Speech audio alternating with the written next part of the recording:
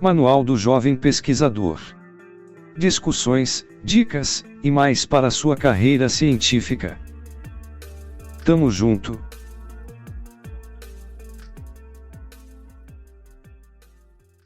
Sabe, tem uma animaçãozinha de 1967 do Institute for Scientific Information, que é nossa, é genial. Ela mostra uma sensação que a gente acha que é super moderna. Qual delas? O traço é bem simples. Começa com dois cientistas lá na Idade Média batendo um papo. Comunicação científica cara a cara. Ah, sim, sei qual é. Aí corta para um estudioso sozinho, cercado de cartas, a correspondência. Depois, a prensa de Gutenberg surge e, de repente, os periódicos científicos estão, assim, literalmente brotando de árvores. E o final é a melhor parte. Exato. A cena final é um cientista do século XX com uma cara de pânico total, se afogando, literalmente se afogando no mar de publicações. É uma imagem perfeita, porque essa angústia, sabe? Essa sensação de que é impossível acompanhar tudo, não é um bug do nosso sistema de hoje. É uma característica original de fábrica. Nasceu junto com o próprio sistema. Exatamente. E é por isso que hoje a gente vai fundo nas origens de tudo isso, de onde veio o periódico científico. E o artigo. E essa figura quase mítica do autor científico. Que precisa publicar sem parar. Isso. E, claro, o misterioso revisor anônimo que decide o que vira conhecimento e o que vai para a gaveta. Para mergulhar nessa história, a gente está usando como guia o livro The Scientific Journal, do historiador Alex Sitzer. Ele investiga toda a política por trás do conhecimento no século XIX. E para entender a revolução que aconteceu, a gente precisa ter uma imagem clara de como era o mundo antes. Porque antes do século XIX, o conhecimento era um clube fechadíssimo. Controlado por quem? Instituições de elite. A Royal Society em Londres, a Académie des Sciences em Paris, elas davam as cartas. E elas não publicavam artigos como a gente conhece. Elas produziam uns tomos enormes, luxuosos, caríssimos, os memoirs. E saíam com que frequência? De vez em quando, sem regularidade nenhuma. Era um sistema lento, feito para ser exclusivo e, na cabeça deles, durar para sempre. Velocidade não era de forma alguma o objetivo. Era quase um monumento ao conhecimento, então. Não era uma conversa, certo? Exato. Mas aí, no final do século XVIII, começo do XIX, aparece um concorrente que vai virar esse jogo de cabeça para baixo. Os jornais comerciais. Isso, e eles eram o oposto completo desses monumentos. Em que sentido? Totalmente.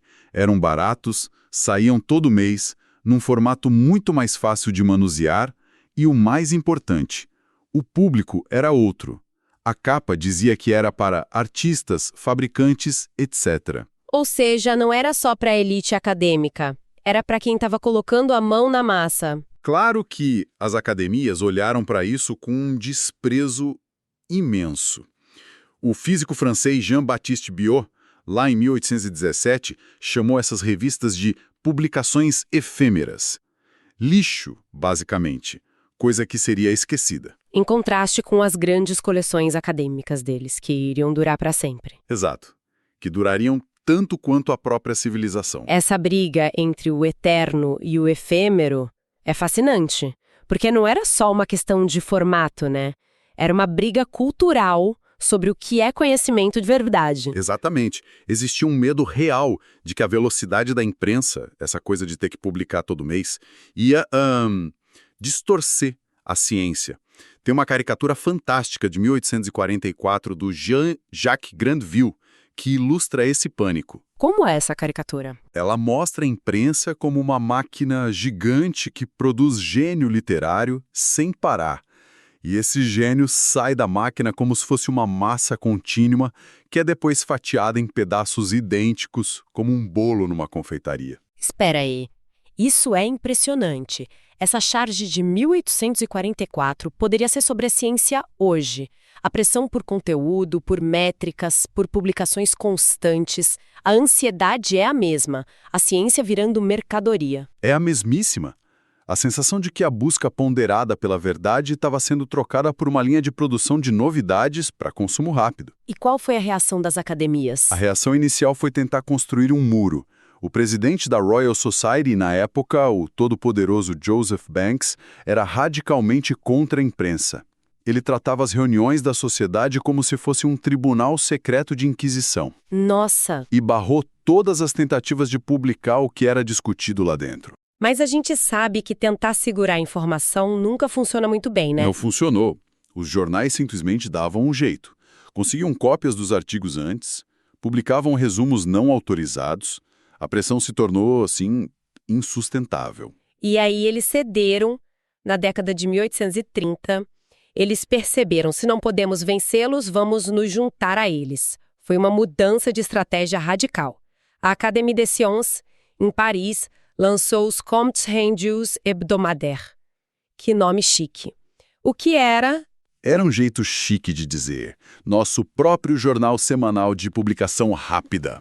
Ah! Então eles basicamente copiaram o modelo do inimigo para tentar retomar o controle. Exato. O objetivo era competir de igual para igual, ser a fonte oficial e mais rápida das novidades.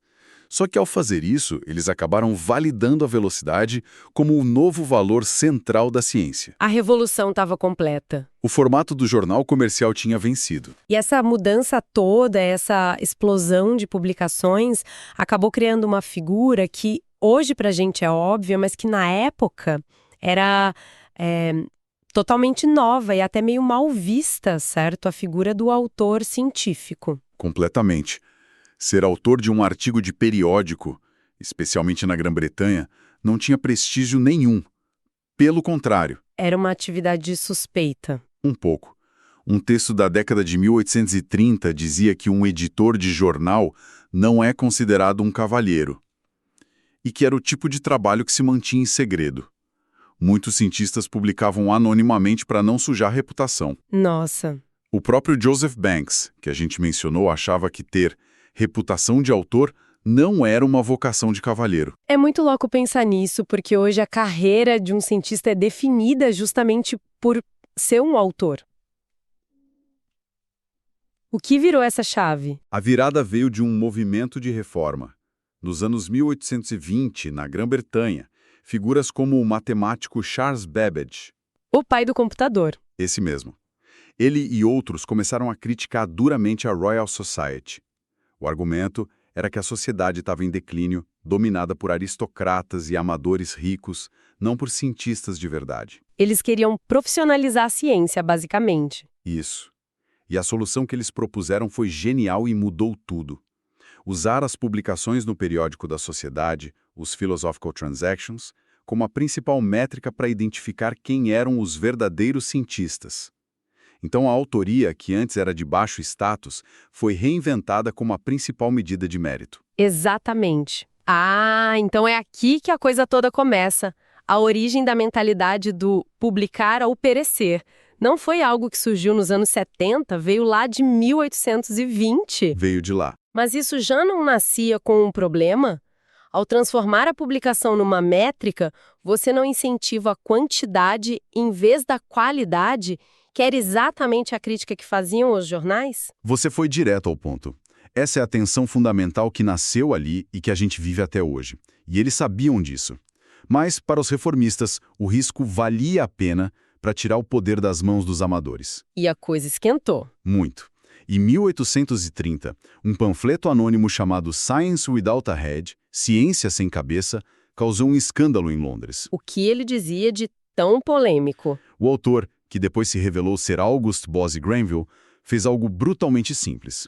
Ele pegou a lista de membros da Royal Society e, ao lado do nome de cada duque, bispo e lorde, ele listou a única coisa que importava para ele. O número de artigos publicados. O número de artigos publicados nos Transactions.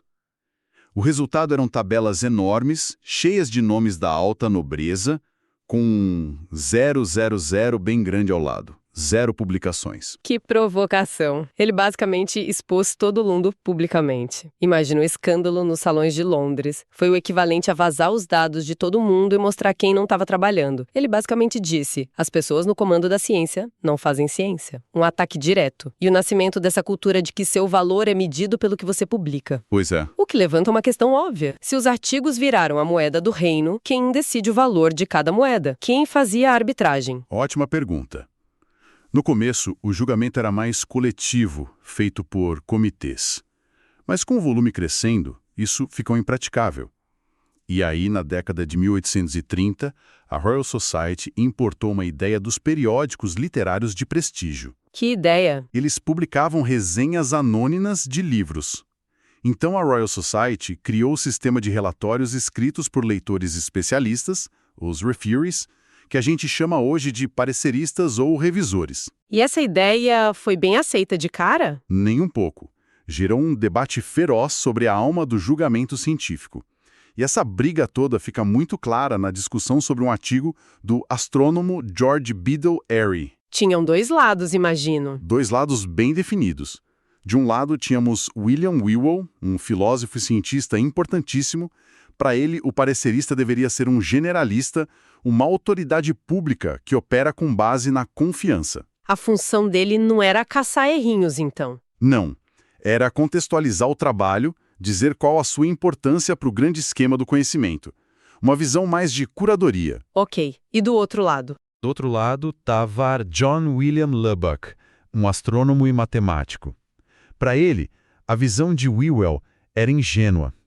O parecerista ideal deveria ser um especialista na área, muitas vezes um concorrente direto do autor.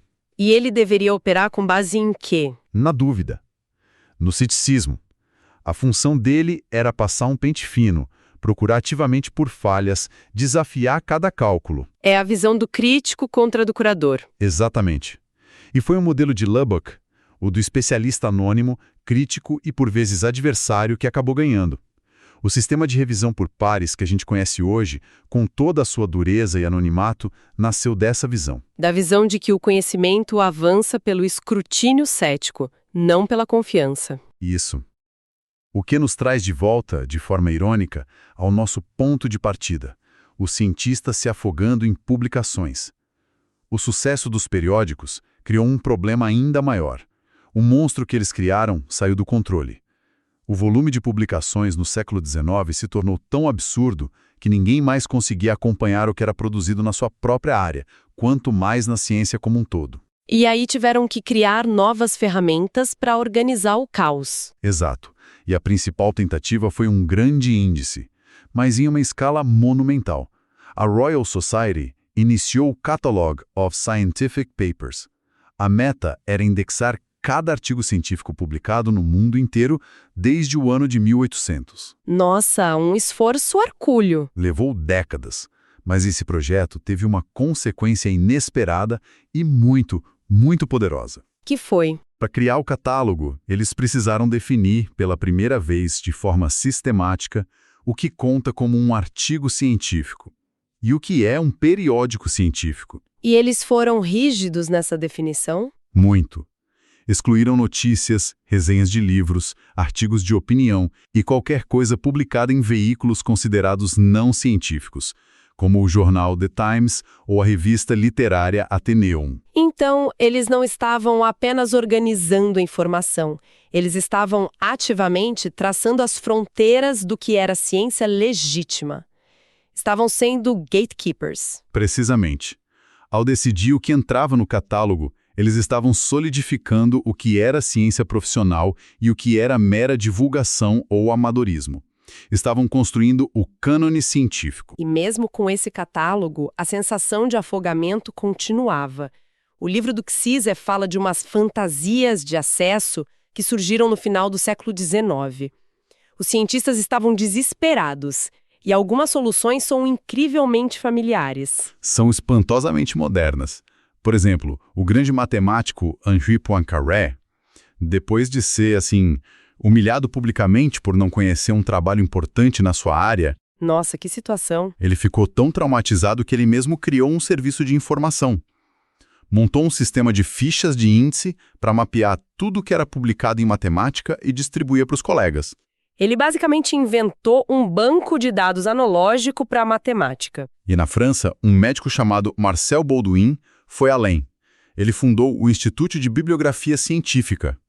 Funcionava como um serviço de assinatura. Como assim? O pesquisador pagava uma taxa, dizia quais eram seus temas de interesse e o instituto enviava para a casa dele, periodicamente, fichas personalizadas com resumos dos artigos mais recentes na sua área. Isso é um alerta do Google Scholar em 1890. É incrível. Os problemas e as soluções que a gente acha que são da era digital já estavam todos lá.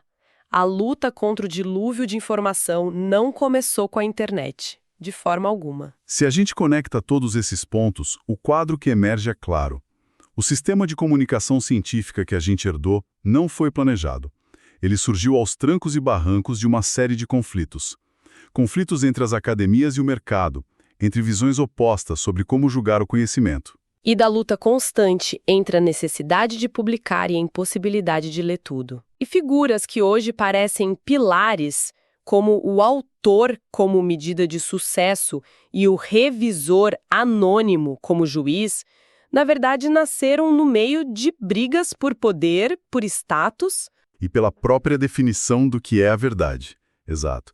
E por isso a sobrecarga de informação não é uma falha recente do sistema. É o motor dele. Desde o primeiro dia. Para fechar, tem uma coisa que ficou martelando na minha cabeça. A fonte descreve a autoridade do revisor anônimo, esse especialista cético do modelo de Lubbock, como sendo quase oracular. Ele fala ex cátedra, como se estivesse numa cadeira de poder. Sim, é a defesa do sistema. A ideia de que o anonimato garante uma avaliação puramente objetiva. Só que os críticos da época, lá nos anos 1840, usavam uma comparação bem diferente e bem mais sombria. Eles chamavam o sistema de uma jurisprudência de câmara estrelada. Uma referência a um tribunal que existiu na Inglaterra, né? Arbitrário nas suas decisões. Nossa, duas metáforas para o mesmo sistema. Um é um oráculo da verdade, o outro é um tribunal secreto e tirânico. E essa tensão nunca foi resolvida. Pois é. Hoje a gente confia quase que cegamente nesse sistema de revisão anônima para validar o conhecimento que molda nosso mundo. Saber que ele nasceu de uma briga e foi descrito ao mesmo tempo com essas duas imagens tão conflitantes, como isso muda a nossa percepção da verdade científica que ele ajuda a construir? Será que ela é mais oracular ou mais arbitrária do que a gente imagina?